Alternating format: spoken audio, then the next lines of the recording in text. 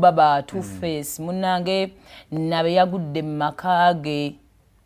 kakati bannayuganda bali eyo nga tulaba eyo reality show ya Young Famous African babagamba kayanga bakajjeko bayanga balaka mulimu Shakibu mulimu kati byetaaga ngo ina internet ngane ku Netflix kokola ki koli so wobeera gwe owanterako ebitaano mbadde nsaba otuulo okukalire tukunyumize embuuzi so tuli wano tetulina bwe tukola ki mu bulungi nno kakati munnange Two-Face ya featuringako mu first season ne second season eya show eno okay ne mu third season ada featuring but not yengo omuntu ne mu camera kakati abadde married no for 12 years ne mukyala we an Idibia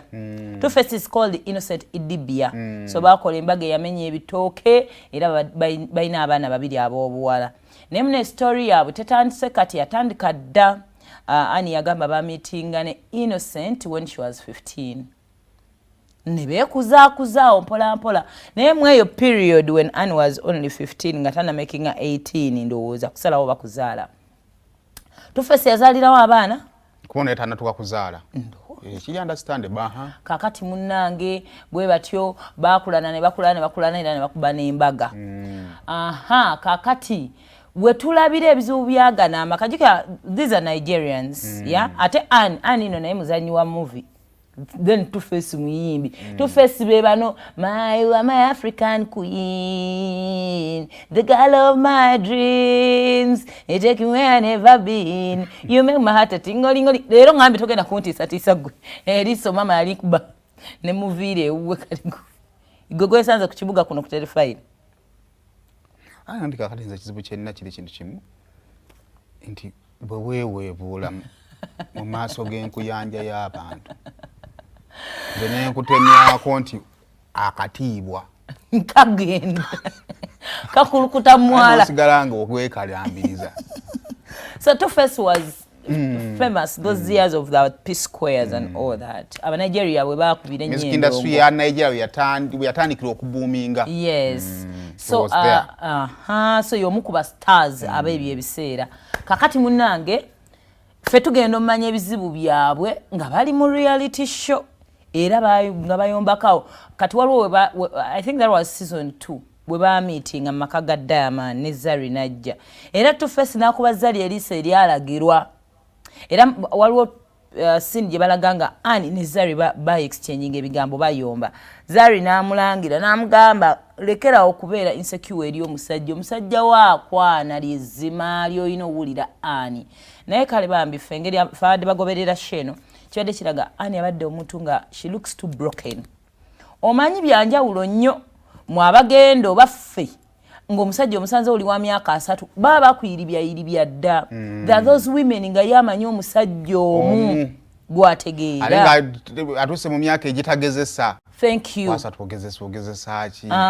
kati mulimu mu abaguma kati omukyala ngwe wabanga yalaba omusajja ku myaka nga 15 gwabadde naye gwazaddemu abaana she doesn't have options not options of men but no kutegeera tali exposed tamanyi gwamanyi yekka so bwamukola akantu n'amukubira simu n'atakwata she's going to be broken kati ndabi nnyo comments nga tubagamba nti kyonna Anne kyabadde expressing mu show abadde broken era ye ngayombako ne banne mu ebyo mu bigroup byabwe eby'omu show ngaddayo ng'akubira Innocent omukazi oyo akabye mu show abadde alagedda nga ali atulaba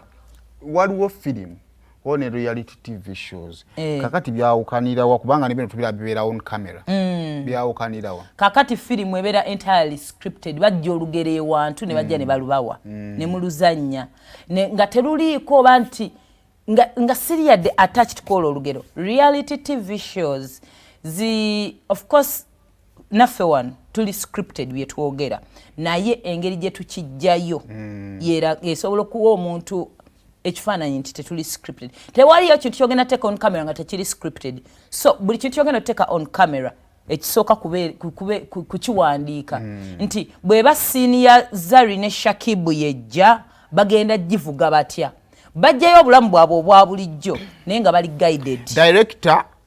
n'omuzannyi bakozesa obulamu obwa bulijjo yes okubiteeka ku kamera kitegeeza nti kibanga oli kugamba nti kati ofiirwa kituufu ng'olina omulambo mu nnyumba kati kankuwa ekyokulabirako ekiyinza okwanguyira munnayuganda Shakibu ne Zari bafumbiriganwa ebyeddala naye bwe bafumbiriganwa ebyaddala byali biri mu eyo show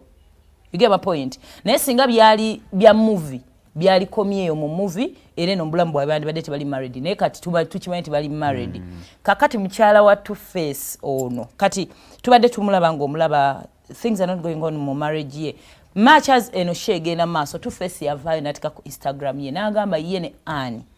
baayawukana era bali filing for divorce koze era waliwo olutalo lwe baayombyeko mu eno season eyokusatu eri oku airinga Stars neri ku Netflix Zari na baayomba Zari we bafumbirigana ne Shakibu Annie abageya mu bakwano baabwe akalenzinga kato omulenzi omuteyenkana ne mutabani we omukulu omukazi Zari nga mukalu so Zari babimugamba Zari mbusungu naye amulangira n'amugamba fa kubikwatako omusajja we azadde mu Nigeria yonna abaana wenna oli awo wayononeka weesibye ku musajja nze we byagaana ne Ssemwanga nengezaako ewa Diamond nayo ne bigaana nengezaako kati ndi wa Shakibu naye gwe weesibye ku musajja akufudde ekitagaso oli awo tunulanga nsolo wayononeka dda kulwokubanga oli ku musajja omwesibyeko kakati Annie byamuluma nnyo nalinnya n'ennyonyi n'addayo Nigeria cause eyo show bagishootingira South Africa n'addayo wa bbaawe n'akaaba ku maziga n'amala ate n'akomawo so kakati Two Face kwe kuvayo n'agamba baayawukana ne Annie era bali filing for divorce wayisewo akadakika katono post nevaayo oba ndoza bahandlers whatever ne bagamba account ya Two Face ebadde ki hacked Two Face n'avaayo mu video n'agamba tewali kyabadde hacked nze Two Face idibia tu baba Innocent idibia nakoyo omukazi bannange mbikoye kakati celebrity couple eyo oyinza ojigeza kwani negundi naye couple kye yaba celebrity wane singa obu ebaddewo ebbanga